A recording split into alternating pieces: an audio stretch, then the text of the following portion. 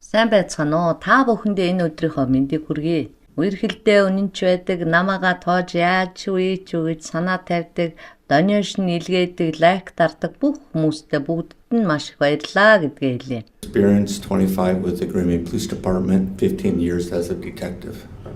I'd like to direct your attention to February of this year. Were you involved in an investigation of a homicide around that time? Yes. And if you can, what was the nature of that investigation?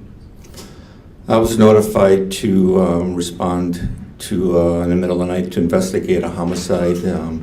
When the initial reports were that the mother of the victim had returned or actually had gone down into the basement of her residence and discovered the head of her son in the bucket. And so then she called the police. Initial officers responded, secured the scene, and then detectives were called in. The suspect that you referred to just now, who is that individual identified as? Америкийн нэгдсэн улсын Висконсин мужид болсон юм байна. Нэг эмэгтэй хүүтэйгээ хамт амьдардаг байж л те. Тэгээд тэднийх 5 хүүхэдтэй бөгөөд 4 хүүхэд нь зөмөрөө тусдаа гарчихсан. Бага хүү шаадынхаа хамт амьдардаг байсан. Шаад бол модоор янз бүрийн сэлбэр урлал хийдэг болохоор Вашингийнхаа бейсмент буюу одоо подвалд өөрийнхөө урланг болгочихсон. Тэндээ голцоо амьдардаг байж л те. Ингээ байж итэл нэг шөнө унтчихсэн чинь шөнө 3 цагийн орчимд гэрлөө нэг хүн уцстаад та будаа агшаагчаа онгоолгоод үзтээ тэр дотор танд бэлдсэн юм байгаа гэд сонирн байдалтай хэлсэн. Тэгэхээр н зэрэг шууд таслаад унтах гэснээ болоод энэ одоо юу яриад байгаа юм болоо гэж бодоод будаа агшаагчных нь ингээд доторх савыг ингээд салгаад ингээд тавьчихсан альчуураар бүтээсэн байсан. Тэгээд ингээд аваад онгоолгоод үзсэн чинь хүүгийнхэн толгойг альчуураар бүтээгээд тавьчихсан байсан. Ингээд л айгаад өнхөлцөг нааграх тагсан эмэгтэй тэр дороо шууд цагдаар уцтаж мэдэгдсэн байна. Шаад Рок тэр нь 1997 оны 9-р сарын 7-нд Green Bay мужийн Ashwaubenon тосгонд төрсэн бөгөөд Danville Шаадын гэр бүл гэдгээрээ алдартай юм байна.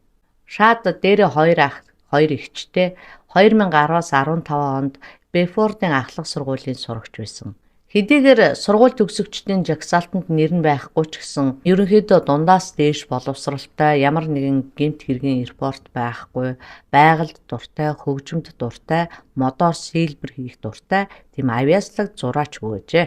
Гэр бүлийнхэн Шаадын тухай хэлэхдээ Шаад бол маш их өрөвчөн сэтгэлтэй, үр зөөлөн хүүхэд байсан гэж тодорхойлсон байна. Тэрээр энэ хэрэг гарах үед бол ганц бие байсан бөгөөд хүмүүс түүнийг хүнтэй үерхэж найзалж байдгийг нь сайн мэдэхгүй байсан байна. Гэвч тухайн үйл явдал болсон цаг үед бол нийгмийн эсрэг зан үйлтэй, нилээд эрсдэлтэй алхмуудыг хийдэг. Бас тэгээд дээр нь гэр бүлтэй тийм эмэгтэйтэй харилцаатай болсон байж л дээ. Түүний нууцаар найзсан эмэгтэйг Taylor Show Business гэдэг байсан бөгөөд Taylor-ийн Show Business нэртэй сайн дурын хандивын үйл ажиллагааг явуулж эхэлсэн. Facebook, Instagram-аар өөрийгөө бол би маш их хүнд өвчнөө даван туулж байгаа. Энэ хүнд өвчнөө би зориг хатуужлаараа туулж амьдарч байгаа бөгөөд өөрийнхөө төлөө бас өөрсгөө хүмүүсийн төлөө маш их хариуцлагатай амьдарч байна. Өвчнөө давж гарахын тулд надад маш их мөнгө хэрэгтэй байна.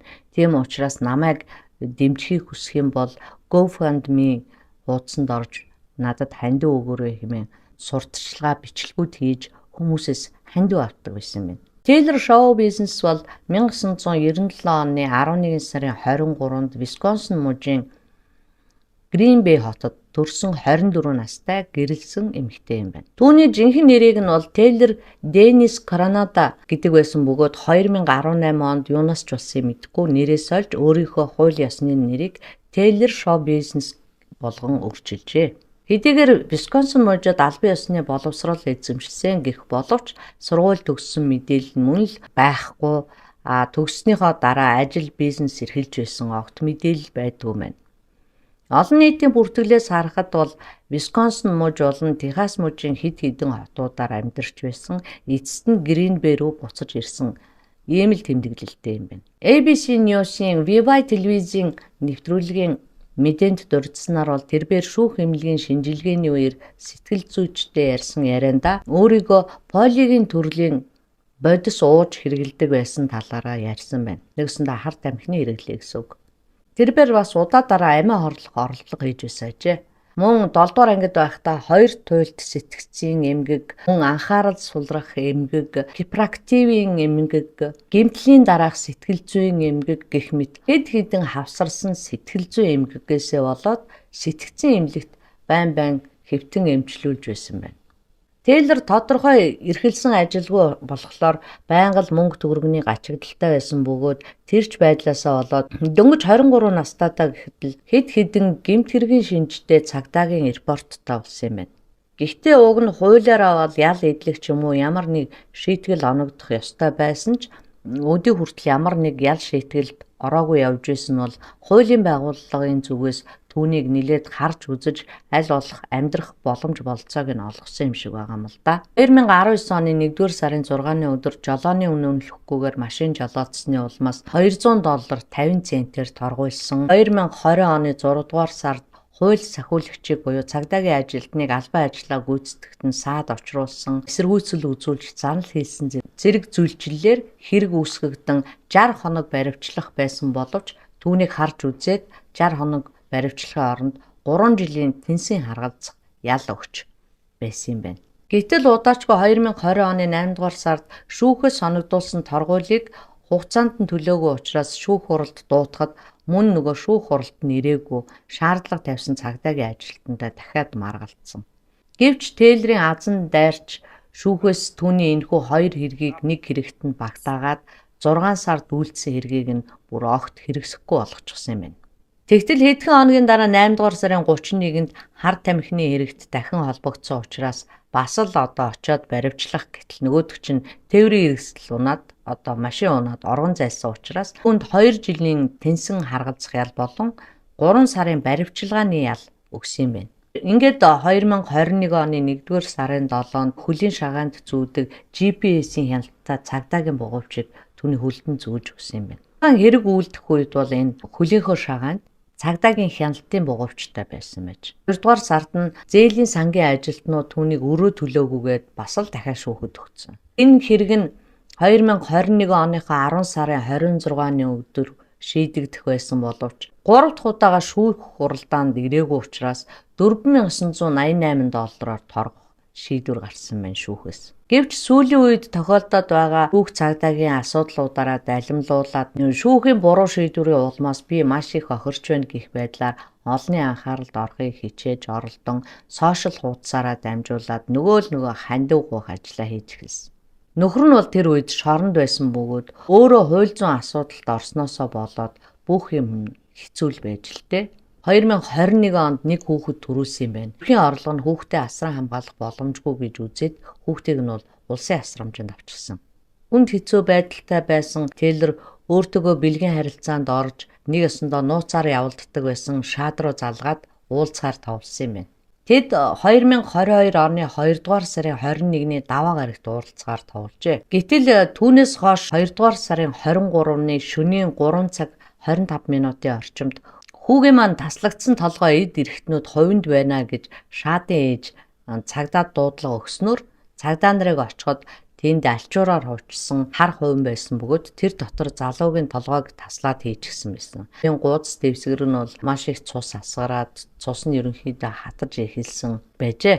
Бейсмент дотор нь одоо залуугийн үлдсэн эрхтнүүд нь байгаа болов гэтэл бие нь юусоо байхгүй байсан учраас эд эрхтнүүдийг хайх хэрэгтэй болсон. Ингээд шаадын ээжээс хин ингэсэн байж болох вэ гэж асуухад тэрээр бол мөрдөгчд хүүг маань алсан хүн бол шоу бизнесэл байх ёстой. Учир нь орой байшингийнх нь гадаа микроавтобус байсан гэж хэлсэн байна. Гэрт нь очиход Тейлорын 2 гарынх нь энд тэнд цус наалдаад хатчихсан. Бас эрхийн хуруу нь юунд ч юм зүсэгдчихсэн байхыг хараад цагдаа түнтэй яриа өрнүүлсэн. Түүнээс чи гадуур ер нь юу болоод байгааг мэдэж гэнэ үү гэж асуухад Тейлор тийм гэж хэлээд шаадын гудамжны хаягийг хэлэнгүүтээ тэнд нэг залуугийн толгой нь олцсон гинлээ гэж хэлсэн. Чи тэр залууг таних уу гэсэн чинь дуурахгүй байсан. Тэгэхээр зэрэг эдний гадаа зогсож байсан микроавтобус бол танаа өрөөний хамтрагчийн микроавтобус мөн байсан гэж хүмүүс ярьж байна. Түүний цогцос эд эрхтнүүдийг нь чи хаана хийсэн бэ гэж асуухад Тейлор та нар түүний цогцос эд эрхтнүүдийг олох гэж ёстой зугаатай юм болно доо гэд инээсэн байна. Ингээд түүнийг цагдаа дээр авчирч хашин мэдүүлэг авчээ. Эрбээр ярихдаа 21-ний орой 9 цаг 30 минутын үед би өрөөний хамтрагчийнхаа микроавтобусаар Шаадын байдаг резидент руу явж очисон.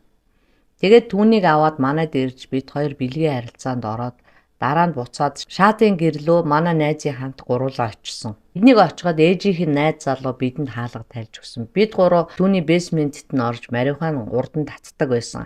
Тэр янзаараа марихуан татах гэж очисон боловч тэр үед бидэнд марихуан байгаагүй, харин арай хүчтэй метан л байсан.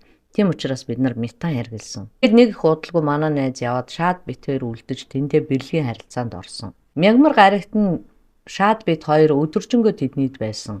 Өдөр ээж нь найз залуутайгаа гарахдаа ойролцоо нь микроавтобус зогсож байгааг харсан байж л дээ. Тэгэлэр цааш нь ярихдаа бид хоёр бэлгийн харилцаанд орох гэж байтал арай сонирхолтой санагдсан учраас нохооны багалзууртай гинжээг авч тэр гинжээрээ өөрсдийнхөө хүзүүг холбосон.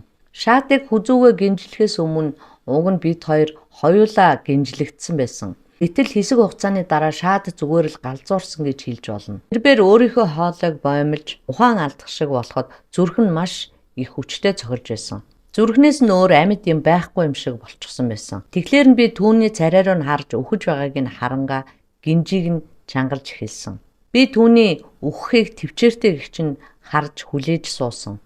Юу ч яриад байгаа юм те. Гэхдээ би түүнийг үхээгүй зүгээр л булчингуудаа чангалж гинаа л гэж бодсон. Гинжээр түүний хоолойг аймилсан чингээрээ уяаг нь улам татаж чангалахад түүний толгой миний толгооноос нилээд хол зайтай байсан ч гэсэн надад бол үнэхээр таалагдсан.